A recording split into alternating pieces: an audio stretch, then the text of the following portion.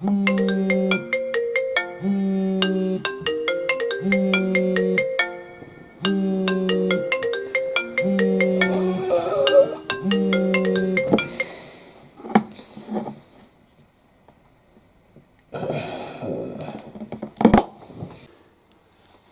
all. It's the morning of the big skate trip up to Scotland. Getting a bit excited. It's quite early. I'm a bit tired, but I'm gonna get on my way in a minute. Probably take me about 7 hours to get up there, and fingers crossed we get a few skate. Maybe a few spur dogs, thornbacks, things like that as well, conger eels. So hopefully we'll get a good mixed bag, but we're really hoping for that big skate. I'll get on the road now, and I'll speak to you again when we're up there.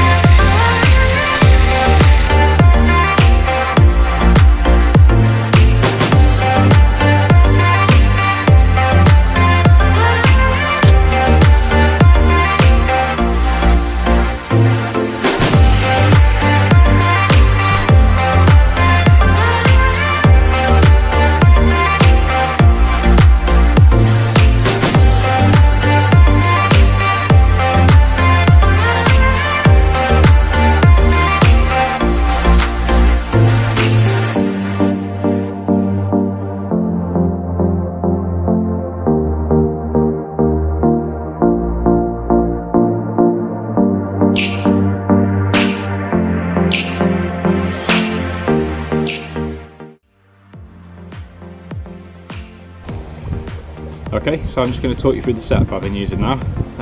First of all, rod and reel. Rod, you need something fairly heavy duty. This is a Coniflex Enigma, very powerful rod. Casts to 8 ounces supposedly, but I've cast anything up to 12 ounces on this and no problem whatsoever. The reel wise, this is a Daiwa Saltis Black Gold 50. Lovely reels, very smooth, drag on them's very good, holds plenty of line. I've loaded that with £30 Asso Hardskin Black. On top of the black, I've just used a Bimini Twist leader knot just for maximum strength, and then I've got about 40 feet of 100-pound Sakuma rig body. I use the rig body rather than the shock leader because it's a bit tougher, more abrasion resistant, and it doesn't stretch as much, so it's good when it comes down to that final few meters. You've got something you can grab onto and lift. At the business end, I then have a heavy duty drift ledger boom with 2 swivels that's locked in. I'll try and get the top one down. So I've got one at the top, one at the bottom. So it's a fixed running ledger, or fixed ledger basically, not running ledger. Attached to the drift ledger boom, this is a 12-ounce up-tied lead, so a heavy lead just to keep it down there, and that's on a 15-pound weak link. Quite a lot of the time you'll lose these leads because they get snagged up on the way up, so you've got to be ready for it. And then about 6 to 8 feet, in this case I've got 200-pound Rovex 10X line, and then this is at the business end. This is about a 14-0 semi-circle hook, or Chinook style hook as most people look at it. There's very, very wide gape, so you can get a decent bait on there and you've still got plenty of hook exposure, and never had any problems with that. Fingers crossed to get a few more.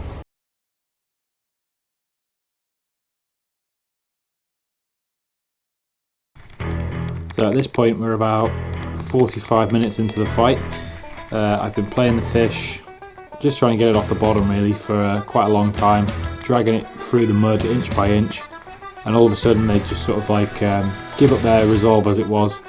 They come up off the bottom and you just have to pump and wind as fast as you can and lift them up in the water.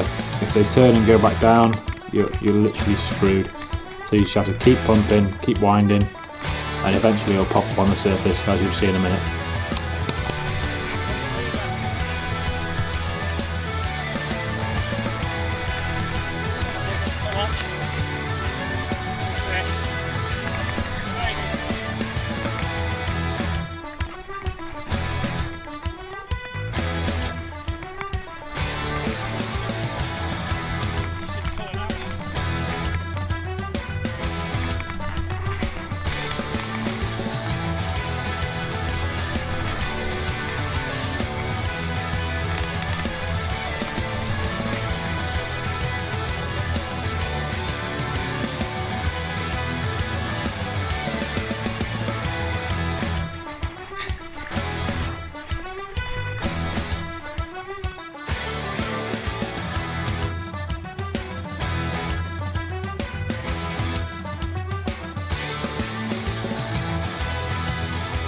This particular fish ended up being around 130 pounds.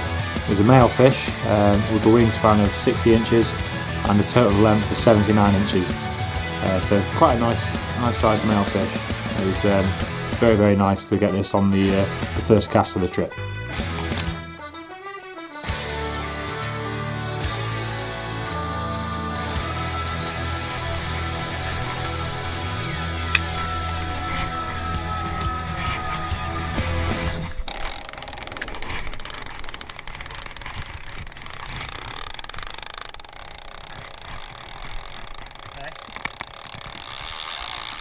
Right, that's on this? Yeah.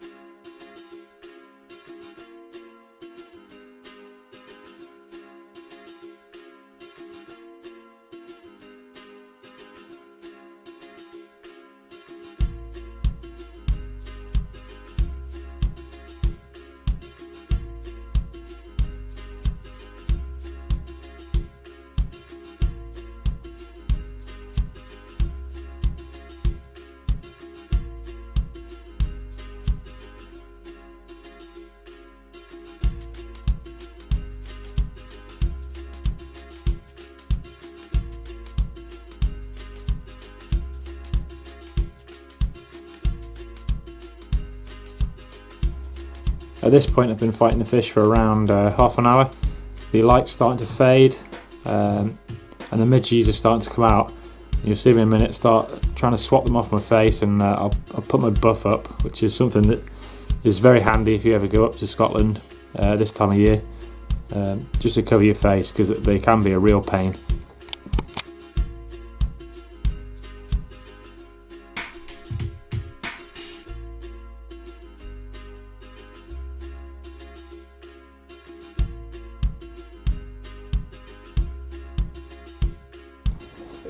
I'm going to join again around 45 minutes into the fight. The fish has now come up off the bottom and it's moving quite nicely up in the water, so just keep that pressure on him, move him up in the water and just pray to God that it doesn't get snagged up.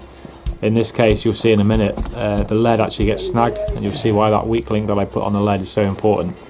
There's quite a lot of tackle snags in these sort of places because there are fish for quite a lot, and a lot of people use heavy braid, and the last thing you want to do is hook up to a 100-pound braid with your lead and end up losing the fish because you can't break the snag. So that weak link is very, very important. Solid. Don't do. Oh, you go. You come again. Good luck. Go. I was in a tackle snag for a minute there. That's lucky.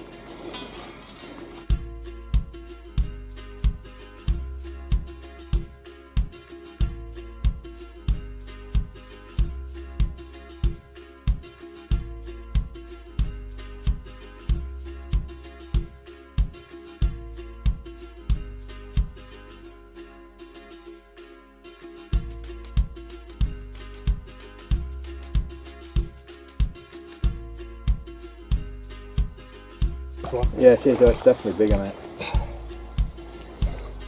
Oh wow. Oh, Jersey side's a hell of a lot bigger. Jersey side. God, it is. Up another rock. I think I'm going to get him on this bit.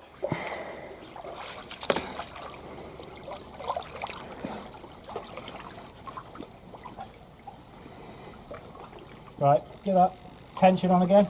Yeah.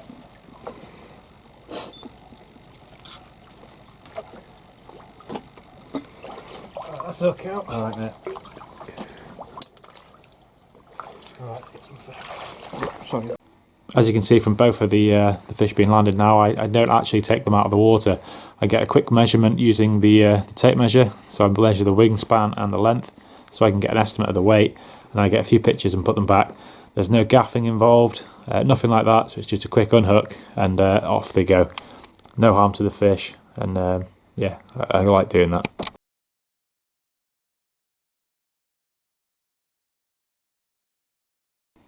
Watching them glide away has got to be one of the best feelings in the world as well. I hope you've enjoyed watching. Thanks.